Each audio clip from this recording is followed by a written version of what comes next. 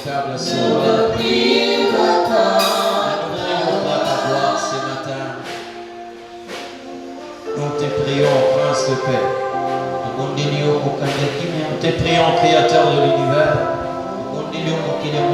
Je t'entends ce matin dire à l'Éternel Dieu, ne méprive pas ta gloire. Par le Seigneur ce matin, ne méprive pas ta gloire, Jésus. J'aimerais être concerné par ta grâce. J'aimerais être pris en charge par ta grâce. Déclare dans ta prière ce matin. J'aimerais être pris en charge par ta grâce. Bien-aimé, lorsque la grâce de Dieu te prend en charge, ce qui était impossible par tes capacités devient possible. Ce qui était impossible par tes capacités,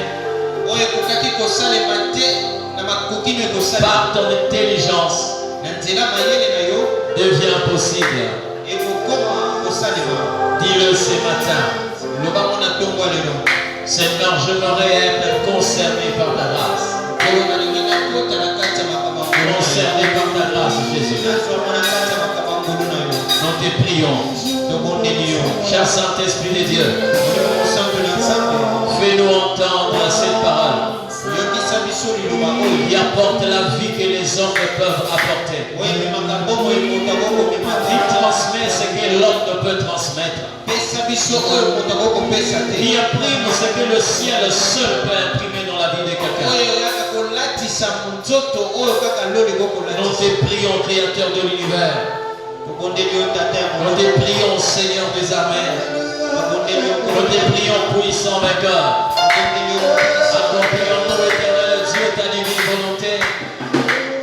Et laisse-nous être pénétrés par la gloire de Dieu ce matin. Sois béni, Créateur de l'univers. Sois béni, toi le Prince de paix. Nous venons t'adorer par nos acclamations. Nous venons te célébrer.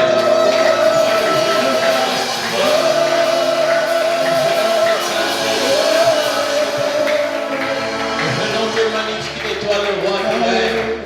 Les dieux qui se manifestent. Donc je te demande d'acclamer le Seigneur. Peut-être que tu vas acclamer parce que tu t'es bien levé. Parce que tu as reçu une bonne nouvelle ce matin. Mais je te demande d'acclamer parce que tu as réalisé que l'Éternel est le seul et l'unique véritable sauveur. Gloire à l'Éternel Dieu des armées. Gloire à celui qui est éternel.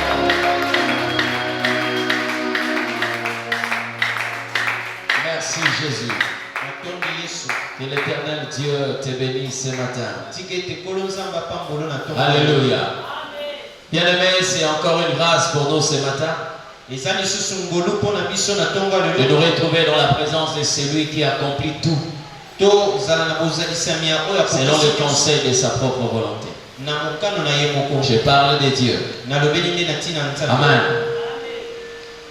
J'aimerais ce matin, par la grâce de Dieu, parler de ce thème que le Saint-Esprit a déposé dans notre cœur.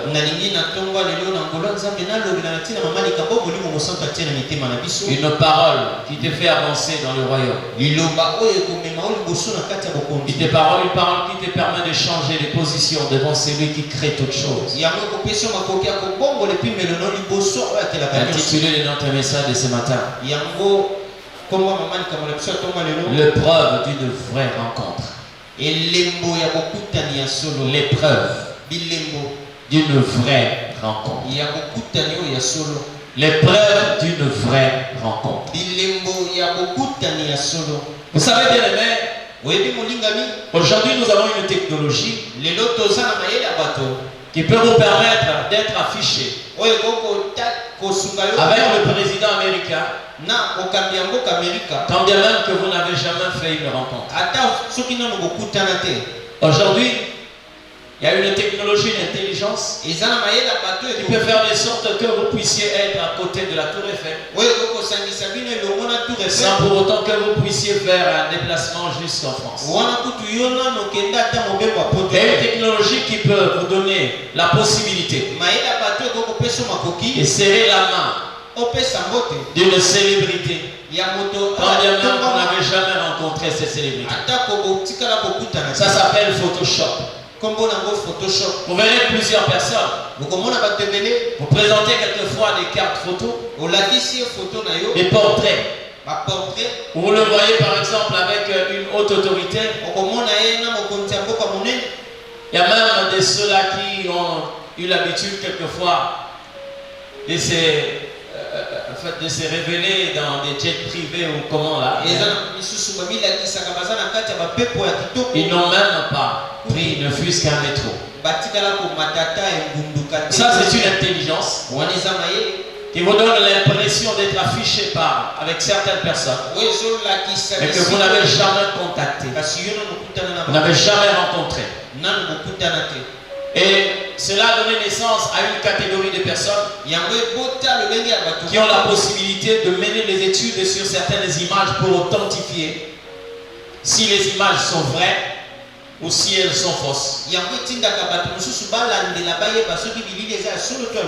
Amen. Ils ont les techniques comment repérer une fausse image, ou ce que nous appelons une image montée.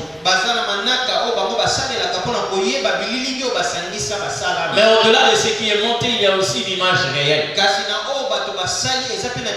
Alors ce que le monde est en train de nous présenter, nous craignons qu'aujourd'hui à l'église, il puisse y avoir aussi le Photoshop. Amen. C'est ce que nous craignons aujourd'hui. Dans les églises, il y a aussi le phénomène Photoshop. La personne qui te dit avoir rencontré le Seigneur. Celui qui te dit que moi je suis servant de Dieu. Celui qui te dit que moi je suis appelé du Seigneur. Alors bien aimé, il ne faut pas que nous puissions verser dans ces choses. Photoshop. Mais sur le plan spirituel. C'est comme ça que nous allons parler de ces choses. Pour que vous puissiez faire l'expérience d'une véritable rencontre avec le Seigneur. Ce que j'aime avec Dieu, il n'a jamais permis que quelqu'un soit capable de monter une image qui n'est pas réelle devant lui. Amen. Dieu n'a pas permis que quelqu'un puisse avoir cette intelligence de donner une image que l'Éternel Dieu ne reconnaît pas comme vraie.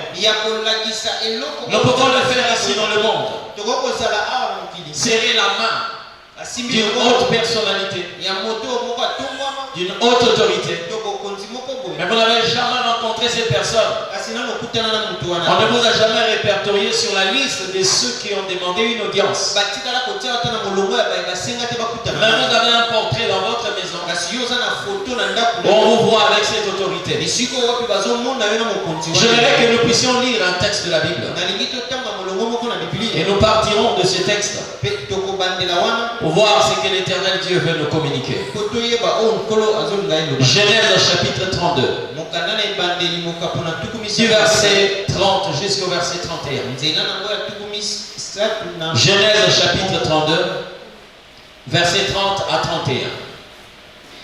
Si nous sommes là, nous lisons la parole du Seigneur.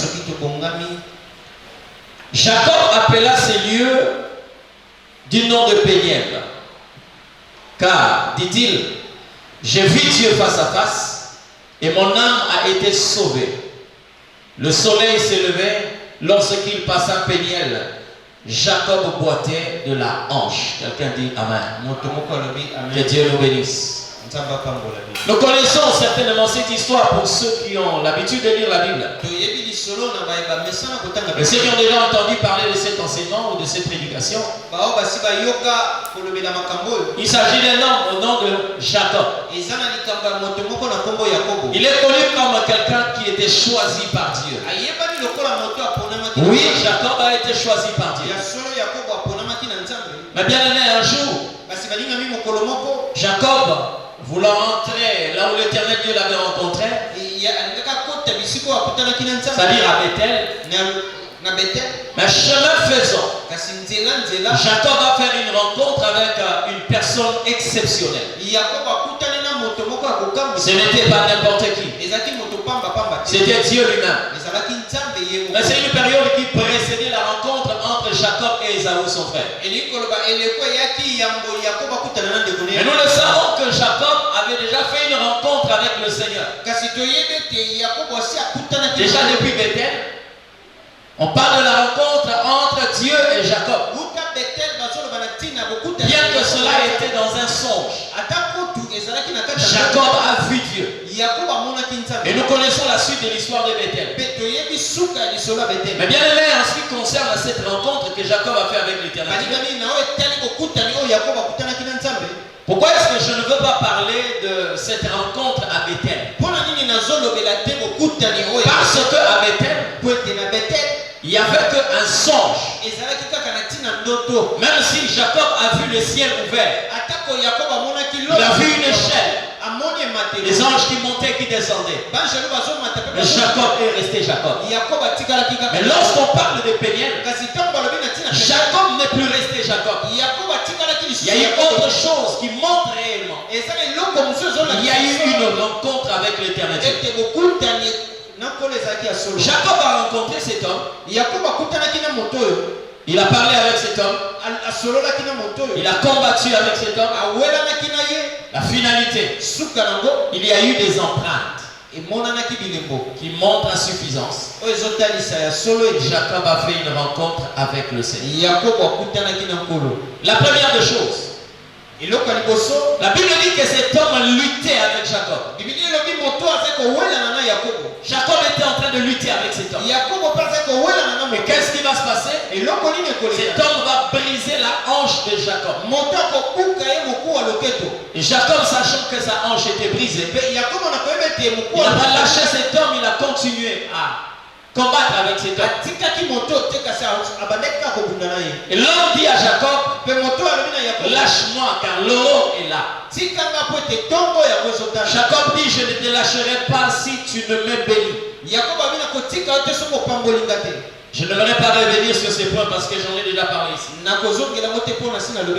Et l'homme dit à Jacob, quel est ton nom? Il dit, mon nom est Jacob. Et il finit par dire, on ne t'appellera plus Jacob, mais on t'appellera désormais Israël. Parce que tu as lutté avec les hommes et Dieu, et tu as été vainqueur. Écoutez-moi très bien sur la rencontre réelle avec Dieu. La première des choses, Jacob a changé son identité. Tu ne peux pas rencontrer Dieu et garder la même identité. Et la véritable manière de changer l'identité, ce n'est pas seulement d'avoir une carte d'électeur qui change de nom ou qui porte un autre nom.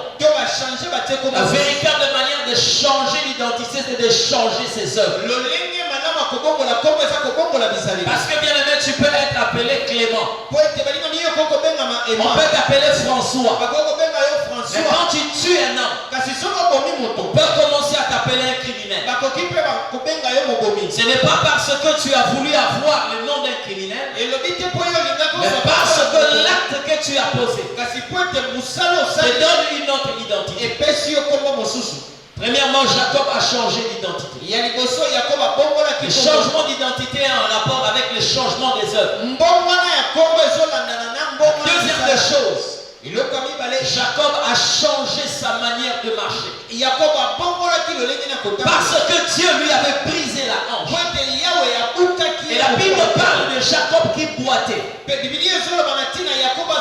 pourtant il était en train de marcher correctement. Mais après cette rencontre avec Dieu, Jacob boitillait. Tout celui qui a fait une véritable rencontre avec Dieu, tu ne peux pas garder la même marche avant la rencontre. Mais ce que nous constatons aujourd'hui, c'est que dans la vie de certaines personnes, la marche avant la rencontre de Dieu égale à la marche après la rencontre de Dieu. Ça veut tout simplement dire que tu as rencontré Alléluia. Tu peux marcher avec le nom de quelqu'un sans pour autant marcher avec cette personne. Et plusieurs personnes comme ça dans les églises. C'est ce qui justifie leur manière d'être. Vous savez bien aimé, quand tu rencontres Dieu, tu ne vas pas changer. Et c'est lui qui va te changer. Vous comprenez ce que je dis? Quand on fait la rencontre avec le Seigneur, ce n'est pas toi qui changes, mais c'est lui qui te change. Et vous allez voir, bien aimé, dans la vie courante, lorsque vous êtes forcé à changer, c'est que vous n'avez pas rencontré celui qui change. Alléluia. Si vous n'avez pas rencontré celui qui change, vous allez commencer à produire des efforts de manière à changer. Et quand vous avez rencontré celui qui change, le changement deviendra automatique. Le changement deviendra facile. Parce que vous avez rencontré celui qui change. Alléluia. La sanctification n'est pas la force que tu produis pour être correct. Ça va te faire, peut-être ça va te déranger, mais je te dis la vérité. La sanctification, ce n'est pas la force que tu produis pour être correct. Et la sanctification, c'est la volonté de Dieu pour que tu marches selon sa volonté.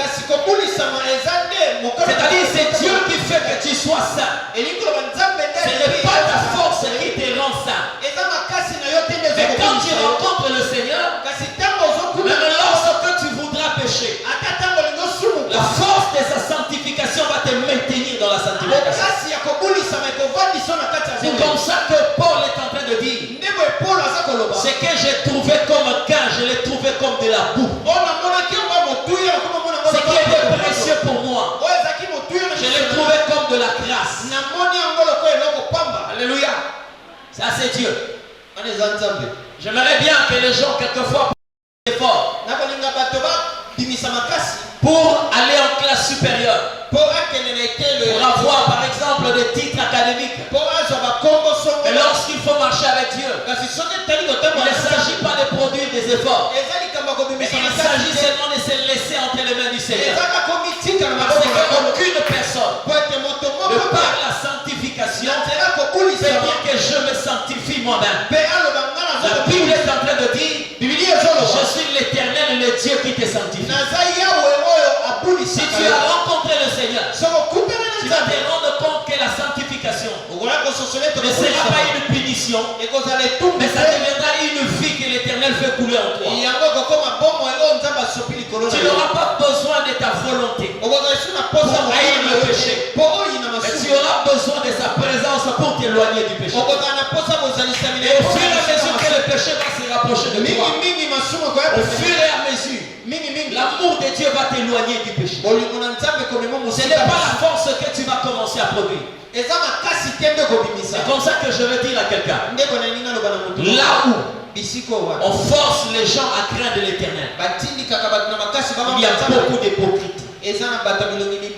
D'accord? Là où on vous force à craindre l'Éternel, il y a beaucoup d'hypocrites.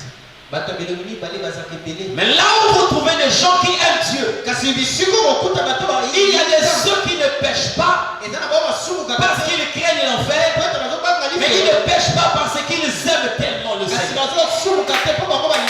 Ils aiment tellement Dieu, et l'amour qu'ils ont pour Dieu fait de sorte qu'ils se rendent très mal à l'aise dans le péché.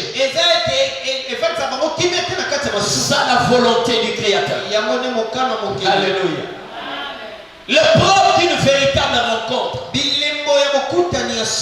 Vous savez bien aimé, lorsque quelqu'un est en train de marcher dans la vie spirituelle, cela traduit aussi une relation que cette personne peut avoir avec Dieu. Marcher avec Dieu signifie quoi? Avoir une certaine relation. Et la marche que vous menez détermine le degré de votre relation et de votre intimité avec le Seigneur. Pendant que Jacob était en train de marcher correctement, mais Israël boitille. Vous savez bien aimé, la chose qui vous donne C'est une nouvelle manière de vivre. Vous ne pouvez pas marcher dans le vieux homme et prétendre posséder une nouvelle identité. Non, non. Amen. Le problème n'est pas que vous puissiez changer votre coiffure. Le problème n'est pas que vous puissiez changer votre manière de faire. Non. Changer la vie. Et la nouvelle identité se manifestera d'elle. Amen. Je parle ici sur le preuve d'une véritable rencontre. Et j'aimerais te donner un conseil. Ne demande jamais à quelqu'un de boitiller lorsqu'il a une mobilité correcte. Parce que il va considérer cela comme une punition. Tel que je suis, j'ai une mobilité correcte. Le Seigneur m'a donné la grâce de marcher correctement. Alors ne me demandez pas de boitiller lorsque le Seigneur ne m'a pas brisé la hanche. Mais si le Seigneur m'a brisé la hanche, vous n'allez pas me demander de boiter. Mais le coup que l'Éternel a donné à ma hanche va me poser de marcher tel que le Seigneur a voulu dire. La véritable rencontre avec le Seigneur. Oui, fuis le péché. Et si ça ne vient que de toi, tu vas être surpris par le péché. Vous savez, lorsque Pierre a commencé à dire au Seigneur, je suis prêt à aller à la mort. Je suis prêt à aller à la mort, affronter le mal à cause de toi. Jésus savait que Dieu ne lui a pas disposé une telle force. Tu peux avoir cette volonté, mais celui qui produit en nous cette force, quand il n'a pas été à l'origine de cette force, Jésus a dit à Pierre, tu me réuniras. Et Pierre a dit jamais. Jésus lui a dit, tu le feras 3 fois. Et c'est ce que Pierre a fait. Ce n'est pas qu'il était traître. Non. Tout simplement, il n'avait pas reçu de Dieu la force pour résister. Et pour témoigner Jésus là où normalement la chair était capable de régner le Christ. Ne forcez personne à marcher, boiter, si Dieu ne lui a pas brisé la hanche. C'est comme ça que j'ai compris quand le Seigneur me parlait de ces choses. Il dit ceci: ne force pas quelqu'un à être correct lorsque moi je n'ai pas planté en lui les semences d'une personne correcte. Il y a certaines phrases qui nous tranquillisent dans la présence de Dieu. Vous savez, lorsqu'on voit par exemple une personne à l'église, un frère ou une soeur, 2 ans, 3 ans, 4 ans, et vous voyez que cette personne accuse les mêmes erreurs, les mêmes faiblesses. Quelquefois ça fait très mal. Mais lorsque nous allons dans la présence de Dieu, nous comprenons par là que Dieu ne lui a pas encore donné ses facultés, ses capacités. Tu ne peux pas demander à quelqu'un de prier comme toi si l'Éternel Dieu n'a pas versé en lui cette grâce. Tu ne peux pas demander à quelqu'un d'être correct comme toi si Dieu ne lui a pas accordé la grâce qu'il t'a accordée. J'aimerais te dire ceci: sois tranquille dans cette position. Moi je ne te condamne pas, parce que l'Éternel Dieu ne te demandera jamais quelque chose qu'il ne t'a pas donné. On peut être dans une église, c'est nommé l'église des saints, mais cela ne veut pas dire que quand tu es membre de cette église que tu dois forcément être saint. Non, non. Si telle est la vision, le pasteur aura du travail, parce que tu vas te rendre compte, tu pousseras les gens à se comporter comme des saints, mais ils n'ont jamais été sanctifiés par Dieu. La conséquence, ils seront comme ça à l'église, comme des agneaux, mais ils seront de véritables loups à la cité. Alléluia. L'épreuve d'une véritable rencontre. Dis-moi un peu, tu as rencontré le Seigneur? Qu'est-ce que tu peux brandir aujourd'hui comme preuve de la rencontre avec Dieu? Qu'est-ce que tu peux brandir aujourd'hui? Oui, tout le monde est là. Moi, j'ai rencontré le Seigneur. Dans certaines congrégations, on vous donne quelquefois des cartes de baptême. Là où on a mentionné la date de votre baptême. Vous avez la preuve, la photo, l'identité et la signature de celui qui vous a baptisé. Mais cela ne suffit pas. Parce que ça, c'est une preuve matérielle. Mais ici, nous parlons de preuves spirituelles qui infectent, ou qui plutôt affectent notre vie matérielle. Et ceux qui ont rencontré réellement le Seigneur. Je vais te parler d'un homme comme Moïse. Moïse a rencontré le Seigneur. Il ne suffit pas de dire aux gens, moi j'ai rencontré le Seigneur. En 2001, moi j'ai rencontré le Seigneur. En 98. Non.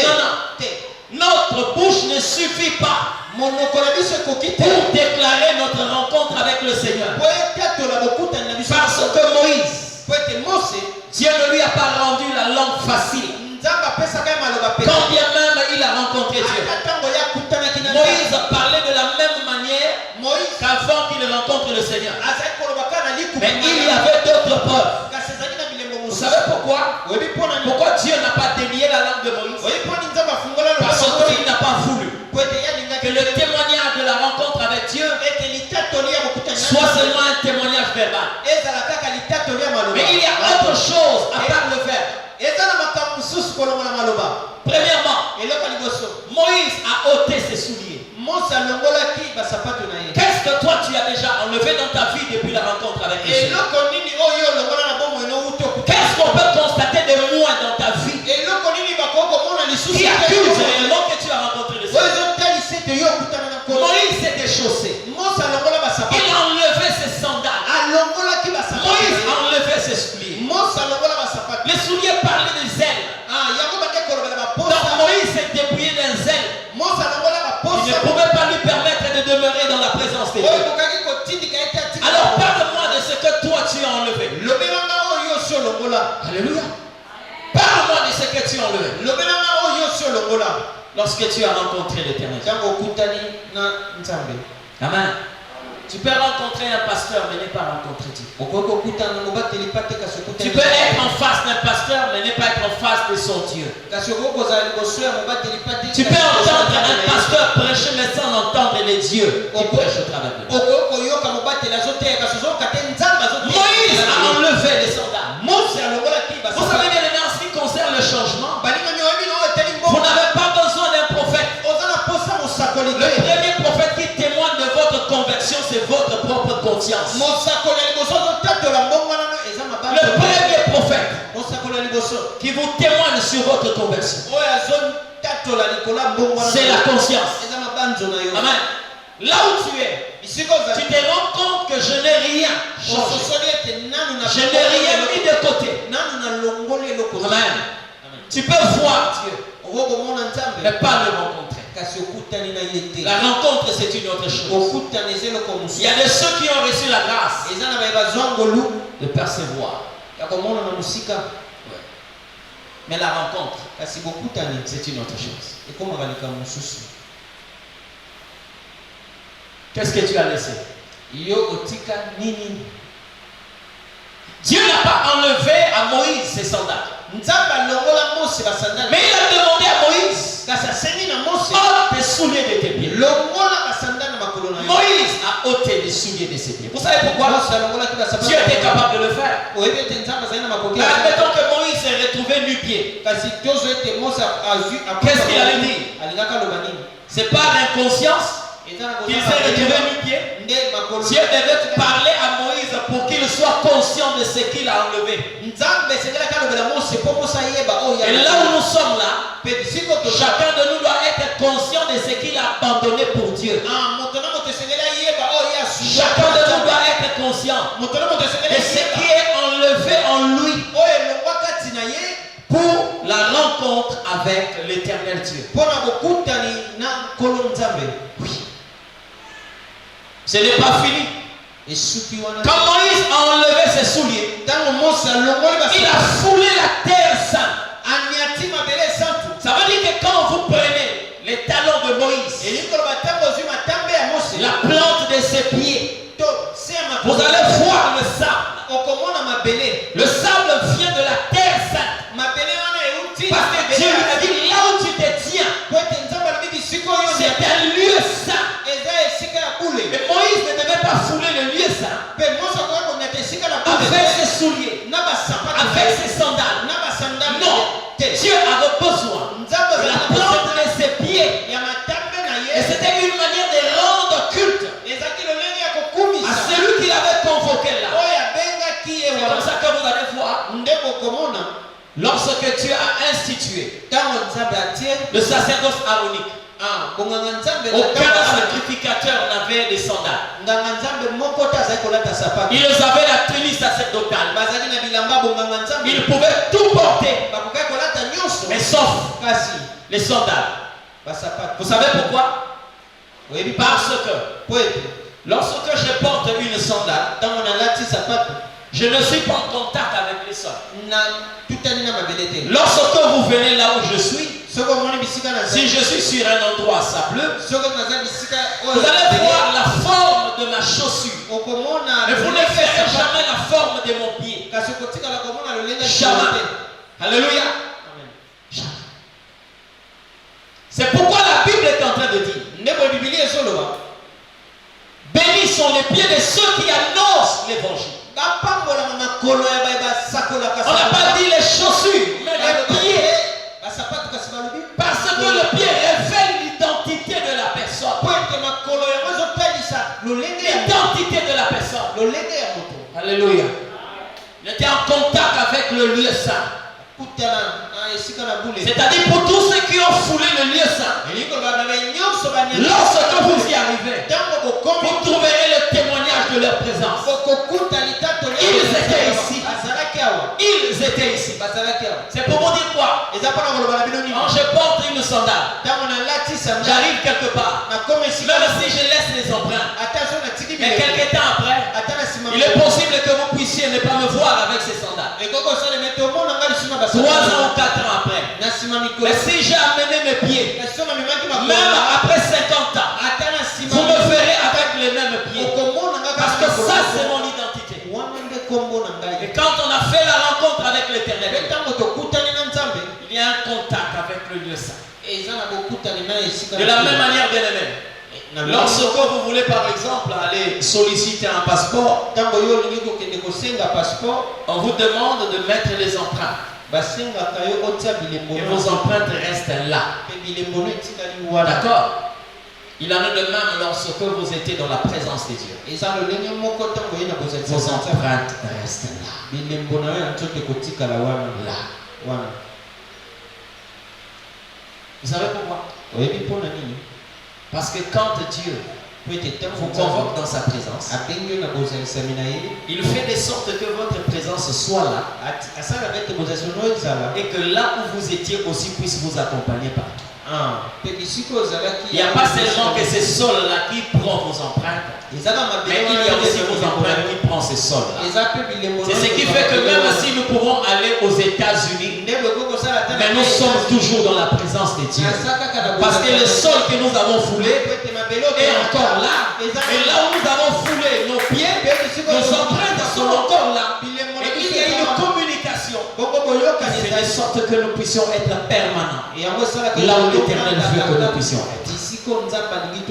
Moïse n'a pas seulement laissé ses empreintes, mais Moïse s'est aussi prosterné. Là. Vous savez la prosternation?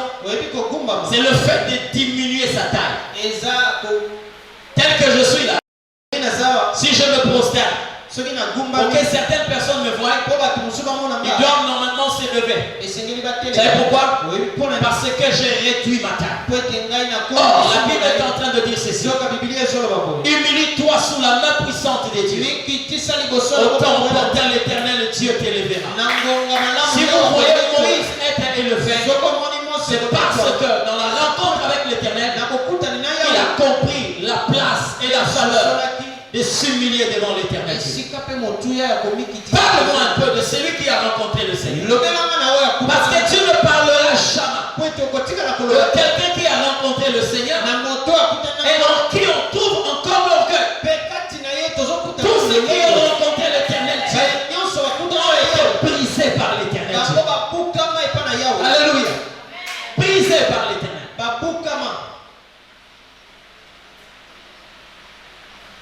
Aujourd'hui, quelquefois, nous sommes scandalisés lorsque quelqu'un pose tel ou tel autre acte. Mais est-ce que vous avez vérifié sa carte de brisement? Amen. Est-ce que vous avez brisé, vous avez vérifié plutôt le degré de son brisement? Ce n'est pas fini, hein? Moïse a lâché le bâton. Le bâton est tombé et devenu un serpent. Amen. Moïse a vu un feu. Je te parle ici de symptômes, le preuve d'une véritable rencontre. Moïse a vu un feu qui ne consume pas, mais qui révèle le degré de la miséricorde de Dieu. Tu vas me poser la question de savoir, est-ce que le feu de Dieu ne consume pas? Oui, la Bible est en train de dire, notre Dieu est un feu devant. Mais le feu que Moïse a vu n'était pas le feu qui dévore, mais le feu qui révèle la miséricorde de Dieu. Vous savez comment? Si je prends une tige d'allumette, je mets ici, bien aimé, quelques secondes après, il est possible que ce bouquet de fleurs disparaisse. Alléluia. Mais lorsque vous voyez ce que Moïse a fait comme rencontre sur la montagne, la Bible dit qu'il y avait un arbre, le buisson. L'arbre était en feu, mais il ne se consumait pas. Vous savez pourquoi? Parce que le feu qui avait embrasé l'arbre révélait seulement la miséricorde de Dieu. Malgré que tu es capable d'être consumé, malgré que le feu peut te détruire par la miséricorde de Dieu, le feu permet à l'arbre de garder sa forme. Ça, c'est le feu de la miséricorde de Dieu, le feu de la bonté de Dieu. Nous tous, nous l'avons vu. Quand on a rencontré le Seigneur, ce n'est pas aussitôt qu'on a commencé à marcher d'une manière correcte. On pouvait être un pied dedans, un pied dehors. Mais ce feu-là était là. Ce n'était pas pour nous consumer, mais c'était pour nous montrer la miséricorde de Dieu. C'est comme ça que la Bible est en train de dire, si l'éternel Dieu n'était pas miséricordieux, qui pouvait subsister? Qui pouvait subsister? Alléluia. Qui est l'homme pour que l'éternel Dieu ait pitié de lui? Qui est l'homme pour que le Seigneur Dieu ait compassion de lui? La Bible dit, il se souvient que nous ne sommes que argile et poussière. Même quand son feu est là, ce feu manifeste la miséricorde. Alléluia. Le preuve d'une véritable rencontre. Moïse a vu un bois devenir un serpent. Parle-moi de ta rencontre avec le Seigneur. Et montre-moi le preuve qui prouve à suffisance réellement que tu as rencontré le Seigneur. Alléluia. Dieu a rencontré un fugitif et a fait de lui un libérateur. Nous savons que Moïse était un criminel. Il a fui l'Égypte parce qu'il a tué un homme. Mais quand il a rencontré Dieu, Dieu a fait de lui un libérateur. Mon frère, ma soeur, tu dois te poser la question, est-ce que j'ai rencontré réellement le Seigneur? Parce qu'il y a certaines choses que tu poses comme acte dans ta vie qui prouvent à suffisance que Dieu n'a pas rencontré l'éternel. Amen. Vous savez, un homme qui était en face d'un feu, Un homme qui a rencontré le feu. C'est lui qui a été déjà brûlé. Quel que soit les produits qu'il peut appliquer, il y a toujours un témoignage qui montre que celui-ci a été visité par Dieu. Je connais plein de personnes qui ont été quelquefois brûlées. Mais à un certain moment, on produit des efforts de manière à ne pas faire savoir aux gens que j'ai été brûlé. Mais il y a toujours un témoignage qui reste quelque part. Parce qu'il a une partie de son corps là où les cheveux ne poussent pas. Parce que le feu a fermé les pores et a empêché les cheveux de sortir là. Il y a un témoignage qui reste dans votre vie. Montrez-le. Que vous avez fait une rencontre avec lui. Tu n'as pas besoin d'un prophète pour te dire que voilà ce que tu es devant le Seigneur. Quand tu as expérimenté une véritable rencontre, bien aimé, même les yeux fermés, tu comprendras et tu le diras. Pas en tant qu'un orgueilleux, mais parce que tu as l'assurance du salut. Et je suis de Dieu. Tu le diras avec assurance. Pas pour te rendre orgueilleux, mais tu auras cette assurance que je suis Dieu. Alléluia. Moïse, après avoir rencontré le Seigneur, Dieu lui a changé de direction. Il leur a fait comprendre. Il lui a fait savoir. Et ce qui s'est produit en toi, tu dois aussi le faire à d'autres personnes. Je connais une loi biblique qui dit ce que tu veux qu'on te fasse, fais-le aussi pour d'autres personnes. Moïse n'a pas compris pourquoi est-ce que tu étais en train de l'envoyer. Parce que toi, ta naissance, Dieu a permis que tu sois tiré des eaux. Mais ce n'était pas, bien aimé, un accident. Parce que l'Éternel Dieu a permis que tu sois tiré des eaux pour que toi tu sois utilisé pour tirer de l'esclavage de ceux qui sont en Égypte. Mais le jour où Moïse est tiré des eaux, il s'est senti certainement dans la joie. Il a été tiré des eaux. Et quand l'Éternel Dieu le rencontre sur la montagne, il dit: je t'envoie en Égypte pour que tu sors mon peuple de l'esclavage. Moïse commence à dire: Seigneur, envoie qui tu peux envoyer. Dieu dit non. Il n'y a que toi qui étais sauvé des eaux. Et il n'y a que toi qui sauveras les autres de l'esclavage. Tu partiras. Et Moïse est en train de dire: qui suis-je? Quand il posait la question de savoir qui suis-je, il voyait la gloire de Pharaon. Et il disait: quelle arme que j'ai pour affronter ces grands rois. Mais bien aimé, Moïse a oublié que Dieu a utilisé une personne faible contredire la loi de Pharaon. C'était qui? Une femme, la princesse d'Égypte. Lorsque la princesse t'avait pris, elle avait quoi entre ses mains? Quand la princesse t'avait sauvé des eaux, n'oublie pas qu'il y avait une loi qui disait qu'on laisse un garçon en Égypte. Mais toi tu étais placé dans une crèche. Et tu as été placé sur le Nil. Quelle arme cette princesse avait pour te tirer? Si Dieu avait utilisé une personne comme ça, le même Dieu t'utilisera aussi, sans que tu n'aies rien entre tes mains. Et j'aime la manière dont la Bible présente cette scène.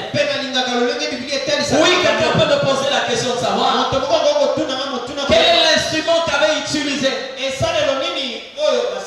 cette princesse pour que Moïse se retrouve parmi les Égyptiens. Dieu avait donné cette intelligence à sa mère. Et il était en train déjà de dire à sa maman: cet enfant-là sera sauvé par le bois, parce que lui aussi sauvera par le bois. La Bible dit que la mère de Moïse avait pris le bois de jonc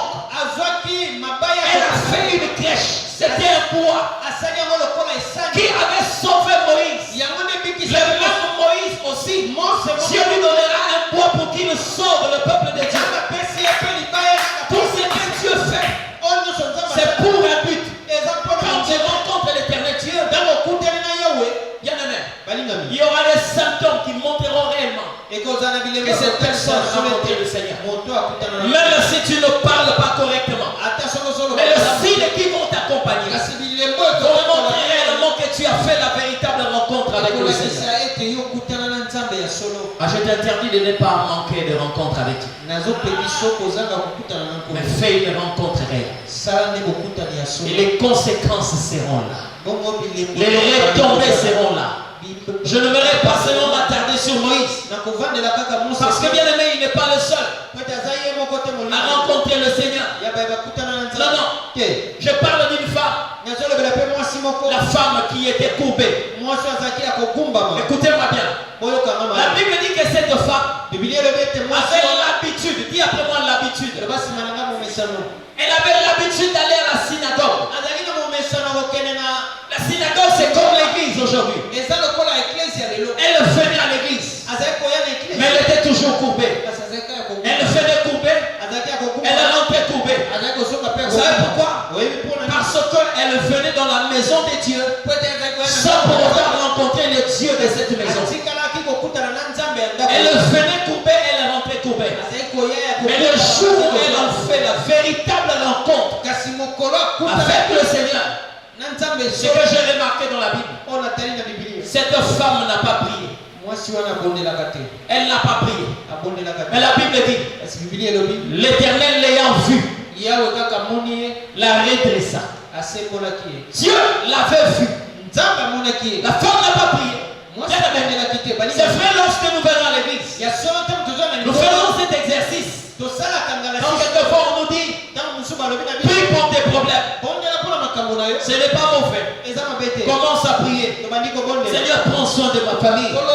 Seigneur, je te prie pour mon projet de mariage. Je te prie, Seigneur Dieu, pour telle ou telle autre chose. Je te prie pour mes enfants. Je te prie. Oui, ce n'est pas mauvais. Mais lorsque vous faites une véritable rencontre, vous n'allez pas dire à Dieu ce qu'il va faire dans votre vie. Il est celui qui connaît les désirs les plus profonds de votre cœur. Il commencera à répondre même aux besoins que vous n'avez pas exprimés. Est-ce que cette femme avait dit au Seigneur, regarde mon dos? Non, non. La Bible dit, le Seigneur l'ayant vu, la redressa. Quand tu as fait une véritable rencontre, Dieu doit te redresser. Dans la véritable rencontre, Dieu dans un culte de mariage peut guérir un malade. Dans une véritable rencontre, même lorsqu'on enseigne à l'école de dimanche, l'Éternel Dieu peut guérir un fou. Lorsque la véritable rencontre a lieu, on n'a pas besoin de prêcher sur la guérison pour que Dieu guérisse quelqu'un. On n'a pas besoin de parler de l'élévation pour que Dieu élève une personne. Lorsque vous faites une véritable rencontre avec Dieu,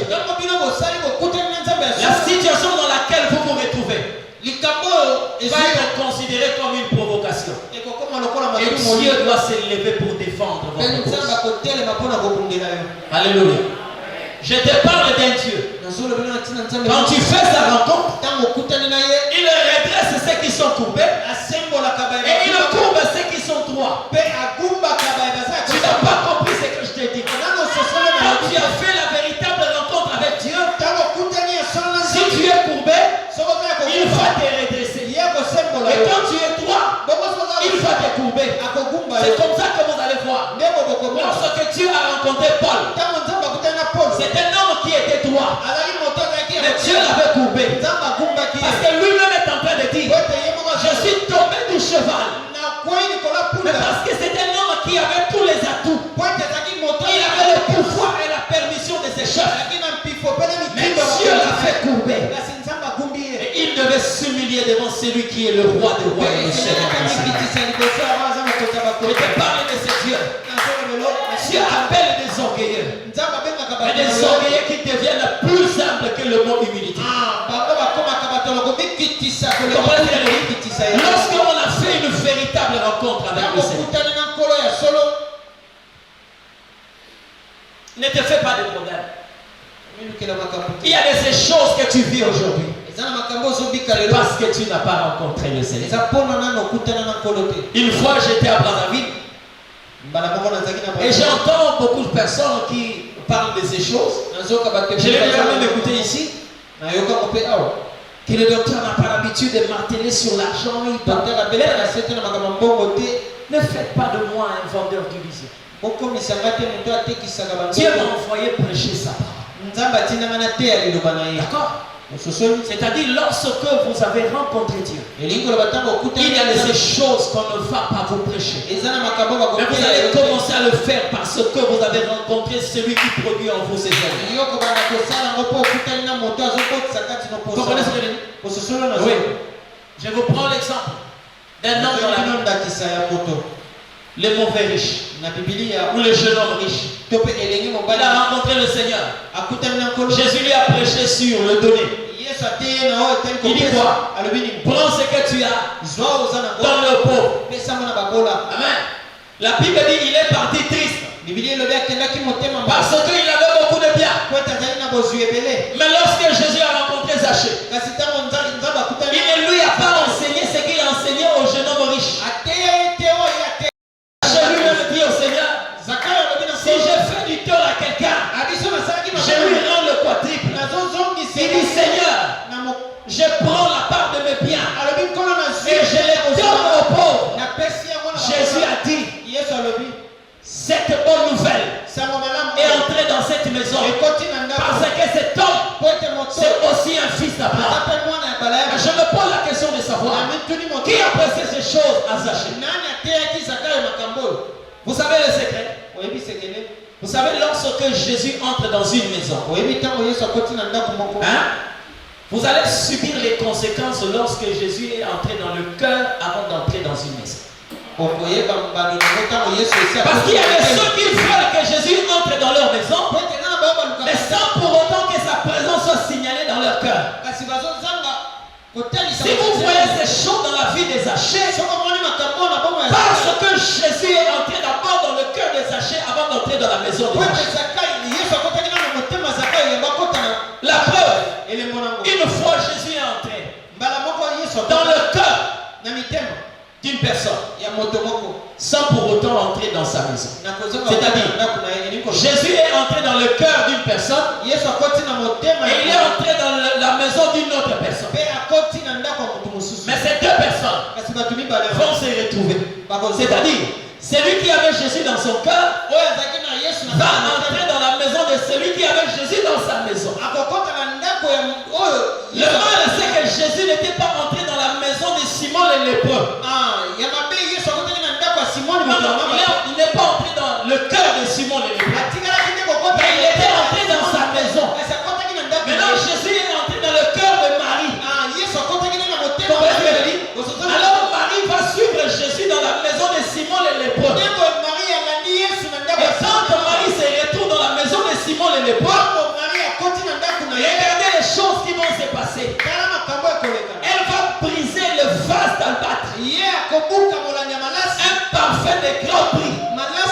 Et elle vient verser sur le Christ. Elle vient verser sur Jésus. Elle prend ses cheveux. Elle essuie le pied de Jésus. Elle va mouiller le pied de Jésus avec ses larmes. Simon le lépreux va commencer à dire, si cet homme était un prophète, il allait savoir que cette femme est une femme de mauvaise vie. Alléluia. Donc il a trouvé une occasion de chute. Comment est-ce que cette femme peut entrer dans la maison et toucher un homme saint? Oh, si cet homme était un prophète, il allait connaître l'identité de cette femme. Mais il a oublié que son nom est qui? Simon le lépreux. Or la lèpre, c'est l'image du péché. C'est une façon de dire Simon le pécheur. Alléluia. Or si Jésus était entré dans son cœur, Simon allait comprendre le degré de la miséricorde de Dieu. Mais comme Jésus n'était pas entré dans son cœur, Jésus était dans sa maison. Alors une telle personne ne peut pas commencer à comprendre le degré du pardon.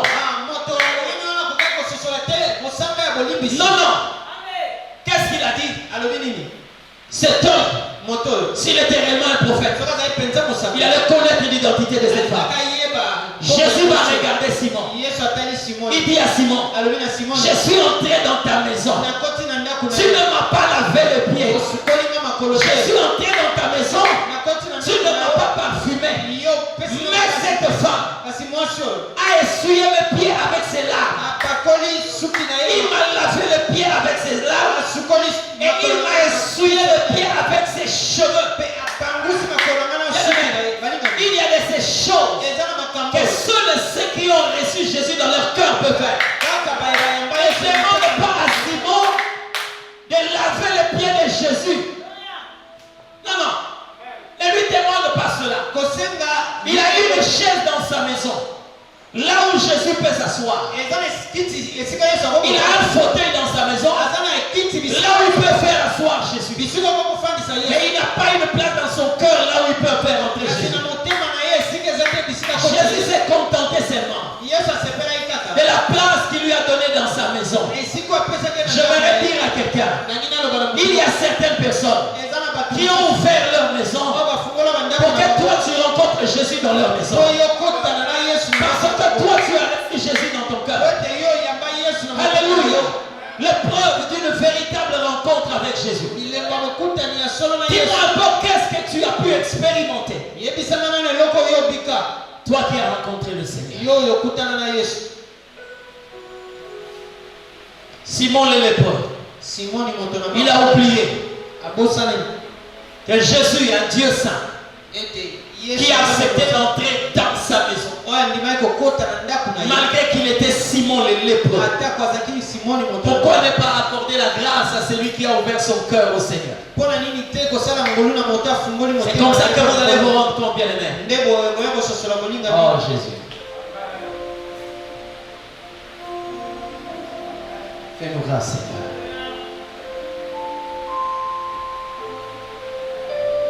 Fais-nos grâce, Jésus. Vous avez entendu parler de l'histoire de l'enfant prodigue. Parce qu'en réalité, rencontrer Dieu n'a pas pour preuve d'être tout près. Non.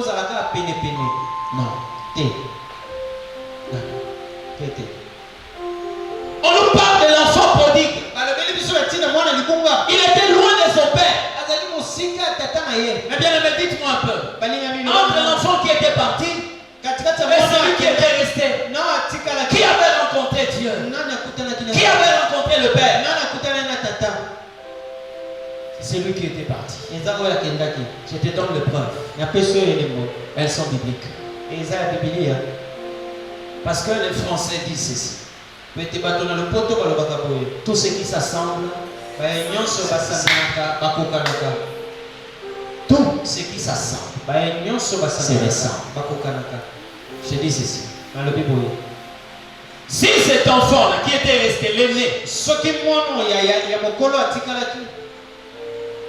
avait fait une véritable rencontre avec son père, il allait avoir le même cœur que son père. Pendant que le père était en train de regarder son frère qui était parti, quand il a vu ses frères revenir sales, crasseux, il a couru pour aller se jeter à son cou. Et le père a dit, mon fils que voici était mort. Il est revenu à la vie. Mais lorsque l'enfant qui était resté avec lui entend le bruit de choc, il pose la question de savoir qu'est-ce qui se passe. On lui dit c'est ton frère qui est revenu. La Bible dit quoi? Il a piqué une crise de colère. Il dit à son père, moi j'ai toujours été avec toi. Et tu ne m'as jamais offert un festin. Et ton fils qui est parti avec les biens. Et c'est pour lui que tu as tué le veau gras. La Bible dit, il refusa de rentrer à la maison. Le plus grand problème c'était quoi? Tu peux avoir la face de ton père, mais tu n'as pas le cœur d'un père. Amen. Tu peux avoir la forme d'un père. Mais tant que tu n'as pas le cœur de ses pères, tu ne le ressembles pas. Et la parole que cet enfant fait sortir en disant, j'ai toujours été avec toi. Bien-aimé dans le Seigneur. Vous savez, même si que nous sommes là, nous avons des enfants biologiques et spirituels. Un enfant biologique ou un enfant spirituel qui dit par exemple, j'ai toujours été avec le docteur. Le problème n'est pas de brandir les fois où nous étions ensemble. Mais le problème c'est de démonter le même comportement que j'ai. Quand cet enfant l'a dit, j'ai toujours été avec toi.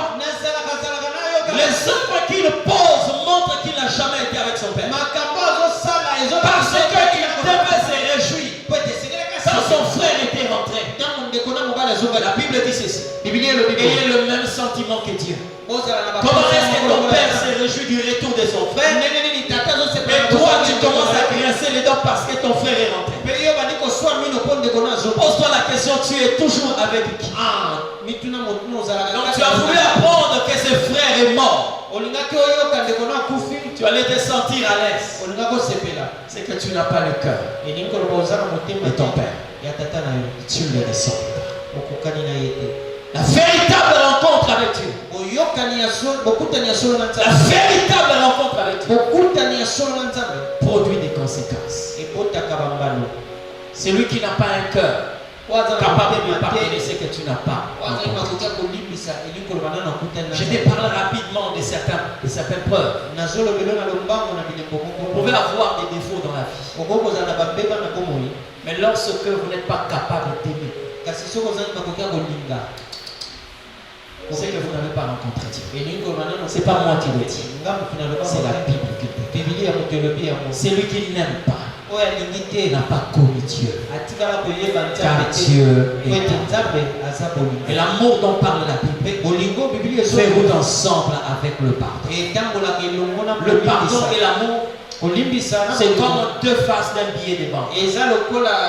Lorsque tu présentes ta vie comme étant quelqu'un qui aime et que tu n'as pas la possibilité de pardonner, quand un billet manque le revers, quelle que soit la couleur, c'est un faux billet.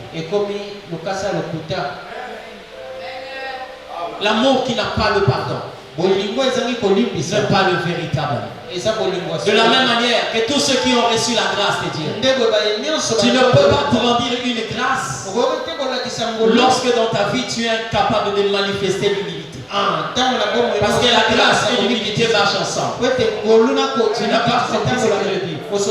La Bible dit Dieu fait grâce aux impies. C'est-à-dire si de ce côté-là il y a la grâce, de l'autre côté il y a l'humilité.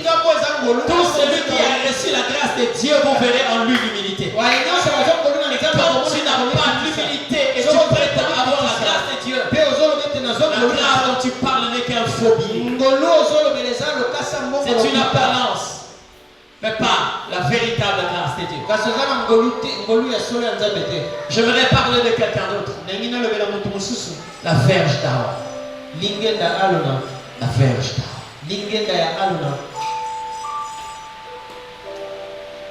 La verge d'Aaron.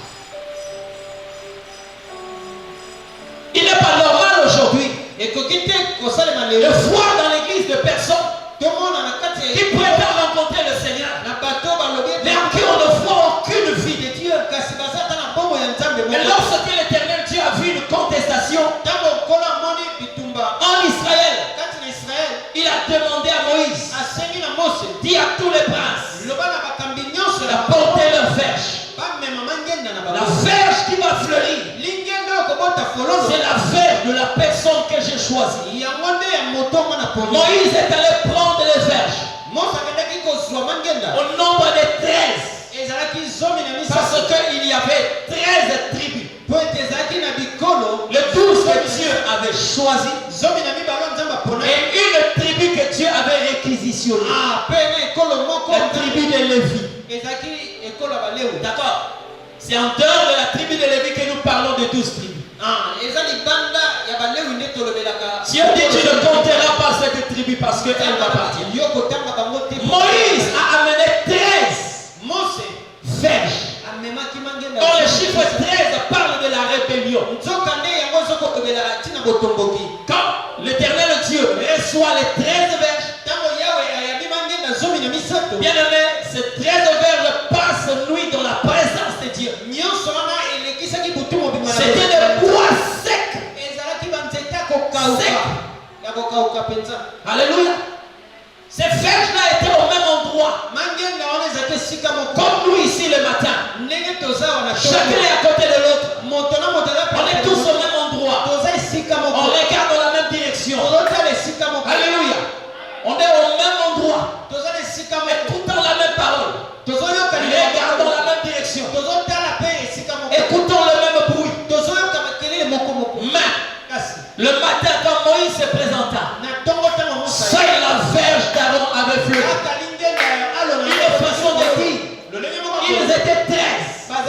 Mais il y a un seul qui m'a rencontré. Bien que cette verge était sec, mais la verge a fleuri. Parle-moi de ta rencontre avec le Seigneur. La Bible dit ceci. La verge d'Aaron avait produit des feuilles. La verge d'Aaron avait produit des fleurs. La verge d'Aaron avait produit des bourgeons. Alléluia. Parle-moi de ce que Dieu a produit dans ta vie. Toi qui as rencontré le Seigneur Dieu. Parle-moi de ta rencontre avec Dieu. Qu'est-ce que tu peux brandir aujourd'hui? Qu'est-ce que tu peux brandir aujourd'hui? Alléluia. Laisse-moi te dire. Laisse-moi te dire. Il n'y a que des boulangers qui courent derrière des bois secs.